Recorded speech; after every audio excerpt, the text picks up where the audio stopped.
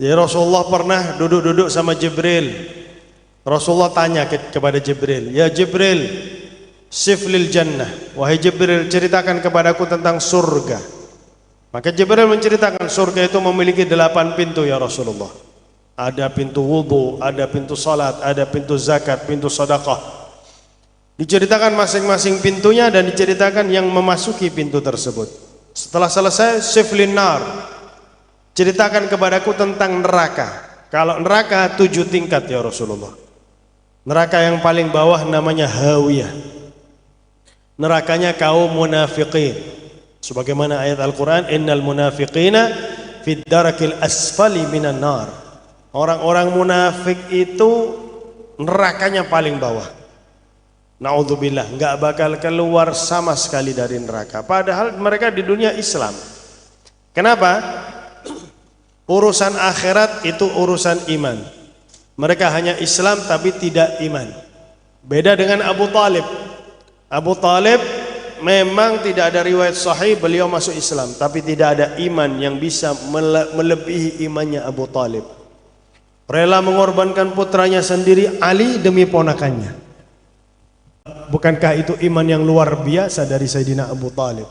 Sehingga Abu Talib dihukumi kafir di dunia, tapi di akhirat dihukumi muslim karena dia beriman kepada Allah dan Nabi-Nya. Ini berkaitan dengan hati, bahaya ini. Sebab zaman sekarang, kalau dulu kaum munafikin sembunyi-sembunyi, mereka menyembunyikan kemunafikan mereka. Tapi sekarang naudzubillah, terang-terangan mereka menunjukkan kemunafikan mereka. Terang-terangan tidak menerima Al-Quran, terang-terangan tidak menerima Nabi Muhammad SAW. Neraka munafik itu di bawah nerakanya Yahudi, paling bawah. Naudzubillahi min dzalik. Kemudian nerakanya Kristen sampai tingkat ke-6. Malaikat Jibril terdiam. Wahai Jibril, tadi kan engkau mengatakan 7 tingkat. Neraka tingkat ke-7 neraka apa? Penghuninya siapa? Malaikat Jibril ini tahu betul cintanya Nabi Muhammad kepada umatnya. Neraka ke-7 namanya Jahannam. Penghuninya umatmu yang bermaksiat dan mati belum sempat tobat dari kemaksiatannya.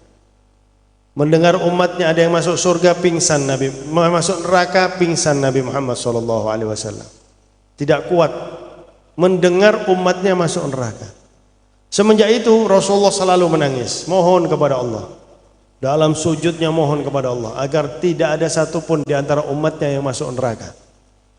Keluar ke masjid hanya sholat, wirid, tidak berbicara dengan para sahabat. Matanya kelihatan kalau selalu menangis, sembab matanya Nabi Muhammad. Hari pertama yang tidak bisa melihat keadaan Nabi Muhammad seperti Sayyidina Abu Bakar As-Siddiq radhiyallahu anhu wa ardhah. Beliau langsung mengetuk pintu rumah Nabi Muhammad, "Ya Rasulullah, Abu Bakar fil bab. Hal ilaikumus sabil?" Ya Rasulullah, Abu Bakar ada di pintu, boleh masuk apa tidak ya Rasulullah? Enggak ada jawaban, nangis Sayyidina Abu Bakar As-Siddiq. Hari kedua datang Sayyidina Umar bin Al-Khattab. Umar ada di pintu, boleh masuk enggak ya Rasulullah? Enggak ada jawaban. Hari ketiga Sayyidina Ali bin Abi Thalib. Ali ada di pintu ya Rasulullah, boleh masuk apa tidak? Enggak ada jawaban. Maka Sayyidina Ali pulang mengatakan kepada istrinya, "Wahai Fatimah, kalau semuanya ditolak sama Nabi, pasti hanya engkau yang diterima oleh Nabi. Enggak bakal ditolak kamu sama Nabi. Tolong tanyakan kepada Nabi, ada apa?" Beliau sedih 3 hari berturut-urut ini, matanya sembab. Apakah ada perintah Allah yang dirasa berat oleh Nabi? Tolong katakan kepada ayahandamu, sampaikan kepada kami para sahabat. Kami akan melakukan semua perintah Allah. Jangan membuat Nabi sedih. Atau ada larangan yang dirasa berat oleh Nabi Muhammad, sampaikan kepada kami para sahabat. Semua larangan Allah akan kami tinggalkan asal tidak membuat beliau sedih. Maka Sayyidatuna Fatimah mengetuk pintu ayahnya, "Ya Rasulullah, Fatimah fil bab, hal ilaikumus sabil." Fatimah ada di pintu, apakah boleh masuk? Enggak ada jawaban, tapi yang membukakan adalah Sayyidatuna Aisyah radhiyallahu anha wa ardhaha. Sayyidatuna Fatimah dan Sayyidatuna Aisyah itu saling mencintai, saling menyayangi satu dengan yang lainnya. Tidak ada apa-apa antara Sayyidatuna Fatimah dengan Sayyidatuna Aisyah. Karena Sayyidatuna Aisyah tahu Kalau semuanya ditolak oleh Nabi, pasti yang satu ini putrinya sendiri nggak bakal ditolak oleh Nabi Muhammad. Maka dibukakan pintu oleh Sayyidatuna Aisyah, Rasulullah masih sujud nangis. Merasakan ada kedatangan orang, Rasulullah duduk mengakhiri sholatnya dan matanya sembab merah dan mengalir air mata ke pipi beliau. Maka Sayyidah Fatimah datang mencium tangan beliau, memeluk beliau, mengatakan, ya Rasulullah, sahabat-sahabatmu di luar kebingungan ya Rasulullah. Ada perubahan sikap ya Rasul. Disampaikan apa yang disampaikan oleh Sayyidina Ali. Rasulullah menceritakan pertemuannya dengan malaikat Jibril 3 hari sebelumnya.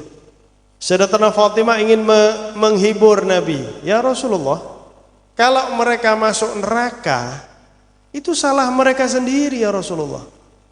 Bukankah engkau telah menyampaikan dalam suatu hadis, kullu ummati yadkhulunal jannata illa man aba.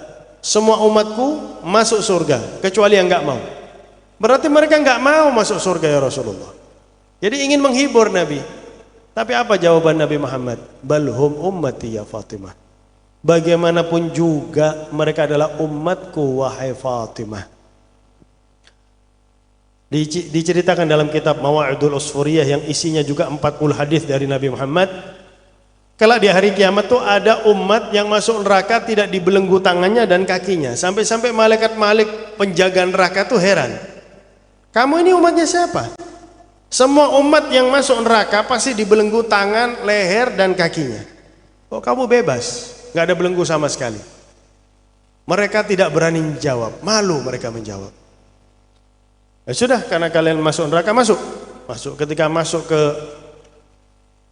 aliran air neraka yang panas, mendidih dan menyakitkan sampai ke mata kaki mereka, mereka teriak, ya Rasulullah, wahai Nabi Muhammad, kami adalah umatmu.